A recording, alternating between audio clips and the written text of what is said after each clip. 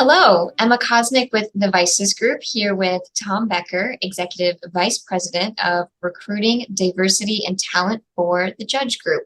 Tom, welcome. Hey Emma, how are you? Thanks for having me. Good, good. Thanks for being with us. Tom, tell us a little bit about your role and the Judge Group. Absolutely. Our role at the Judge Group is I lead all was the executive vice presidents of recruiting, delivery, and also our D&I efforts.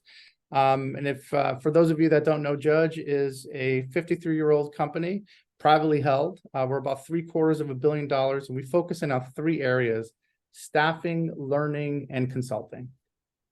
Very, very nice. Oh, consulting, just like us. I love it. Tom, Nice. you have been talking about efficiency in an organization and how they can really be efficient using a process maturity model. What would you say are one or two efficiency metrics that any staffing firm should be measuring? Well, if you have more than 3 minutes, we could talk about a lot of them. And I love this question. So I'm just going to focus in on a couple because leaders in staffing often ask, well, what are the one or two things I really should be measuring? And I think that's where I'd like to zero in on, if that's okay, because I think that'll be just helpful for people that are watching this. So in terms of efficiency metrics or like unit metrics, meaning per something, I'm gonna break it out into two areas: professional and light industrial, because I think they're slightly different. But for organizations that are professional, like IT, engineering, finance, things like that, one of the metrics that's often overlooked is sub to fill. So the sub to fill ratio. So for example, if a recruiter has 20 subs or 40 subs for the week, and they have two starts, it's 10, whatever unit per that is per recruiter. So the sub to fill. And the other one would be spread per, or gross margin per. So for example, if it's per recruiter, per sales, you can also break that down to per client, per business unit. I think that's really critical. So sub to fill is an often overlooked metric, because if you think about it, the submittal is really the only product they're sending to the customer, and work is associated with that, and cost is associated with that.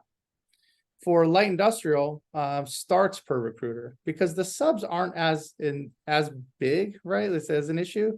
It's really, they might put 40 people on one customer on a week. So how many starts per recruiter and how much gross profit per recruiter?